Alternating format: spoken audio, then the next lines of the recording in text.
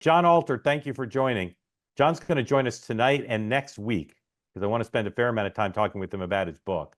And there are usually two kinds of political books that are well reported or well written. It's rare to be both. John Alter only writes books that are both. John, Very people kind. what you tell people what your book is about, what it's called, and then I want to ask you about the race, and then I want to have you come back next week and talk at length about the book. The book is called American Reckoning: Inside Trump's Trial and My Own. I was one of the only people, just about a dozen of us, who were in the courtroom of the felony trial every single day in New York. And remember, it was untelevised.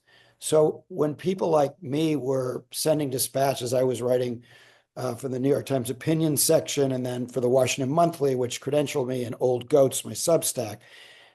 These were like messages in a bottle. They did not begin to reflect the drama of what went on in the trial of the century so far, and so there was just a lot happening in this trial that most people didn't get unless they read the trial transcripts or something. And even then, you would not get the full flavor of what was going on. So I wanted to do that, but I also wanted to, in just a very short book that I wrote over the summer, to explain the stakes. I don't think the stakes are being well enough appreciated.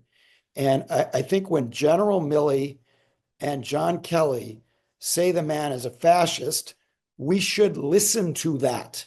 And so what I do in the book is I provide a lot of evidence to suggest that they are correct. I actually have some of John Kelly's earlier comments in the book. And so I think it's really important that for all this outstanding horse race coverage that you're doing, Mark, on a daily basis, that we match that with what you might call stakes coverage, where we really look hard at what is on offer for the American people.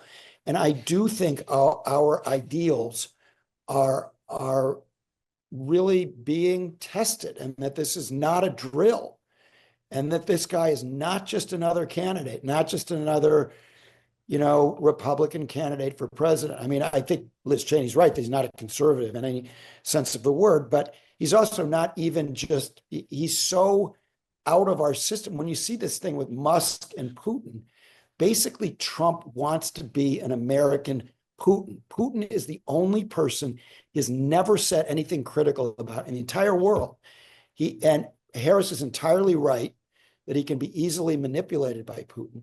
So I just think that, whether the voters are caring about this or not, we need to do everything we can in the closing days to make them care. And they did care about democracy in the closing days of the 2022 race. And January 6th, exit polls showed it was a big issue in preventing a red wave. I think it can be again if that spotlight that Alex was talking about is properly focused on the right thing, which is that Donald Trump is dangerous for this country. And we just simply, no matter whether we agree with Harris or totally disagree with her on policy, as Pat Moynihan used to say, taxes go up, taxes go down. Those aren't the real issues for this country. I'm not talking about the real issues for voters and their concerns. I'm talking about what, as a historian, or I think any smart political analyst, or all of the many, many smart people you have on this call, they all understand at some level that this guy is dangerous. So the question is, what will people do about it? Yeah. John, if Trump wins and if he, let's say he wins sizably, which I don't think is impossible, No, how will you explain that to yourself? Well, I mean, first in the book, I confess, I have always for many years liked to think of myself as an idealist without illusions. That's the way John F. Kennedy described himself. And I now realize I had more illusions about a big chunk of the American electorate than I thought I did. I mean, I had read, Sinclair Lewis, It Can Happen Here, that he wrote in the 1930s. William Shirer wrote that Americans were susceptible to dictatorship. I had always thought with Huey Long and Joe McCarthy, George Wallace, the demagogues never really got that close to the White House. Wallace ran 3 times and didn't make it. He was shot in 72. But, it didn't seem like something that was going to get to the presidential level. And so demagoguery works. And that's my first D in, trying Okay, to explain it. so what would you say if Trump won big The and demagoguery, works, no, but what and would you say to disinformation works. Okay, but what would you say if somebody saw you on the street the day after the election and they said, Jonathan, I saw you on two-way and I heard you say the reason Trump won is because demagoguery works.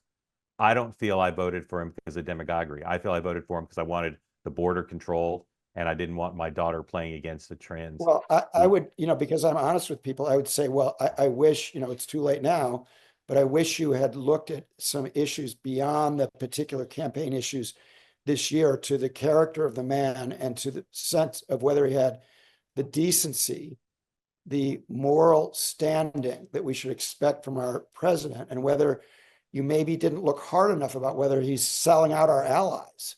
I mean, we've kept the nation safe from a world war for 80 years because of the notion of collective security, which is better known now as NATO, right? Collective security works. Trump, Vance, Putin, they're on the wrong side of this. And so I would say to that person, I would say to that voter, look, I have respect for you. I'm sure you're a very decent person. I don't think you're deplorable, but you made a serious misjudgment when you went into the polling place. I'm sorry. So the Harris campaign is suggesting that she's got 3 closing topics: abortion rights, reproductive freedom, the economy broadly defined, including Social Security and taxes and everything else, and then this issue of Trump being unfit. Would you think it would be smarter for her to simply focus on the last one, or you think all 3 are important? No, I think she has to focus on all of these issues. I think her line from the town hall, she didn't, perform especially well. I thought Van Jones had the best approach, which is that Trump is lawless, Harris has to be flawless. So there is a double standard, but she did get off one important line, which you may have, I know you've heard about, that Axelrod highlighted, that Trump has an enemies list and I have a to-do list. And I think what that encapsulates is that Trump really is dangerous. And I actually want to get stuff done. And Trump hasn't done anything on small business, for instance. His proposals are really thin when you look at them. Some of them, as Goldman Sachs and Moody's found would destroy the budget and probably tip us into a recession. If you look at 20% tariff, it's insane. I think Mark Cuban called it inflationary lunacy. But otherwise, he doesn't have much that he's offering. So it's important that she keep focused on the future. What am I going to do for you down the road? But also have this theme of not fascism, because it's been too long since they studied fascism in school, but ways of explaining why he is going to betray our allies, use his powers against the American people, and is indecent. So I keep coming back to the story of Paul Pelosi, and I don't understand why there hasn't been more attention on Paul Pelosi. Why do I mention Paul Pelosi?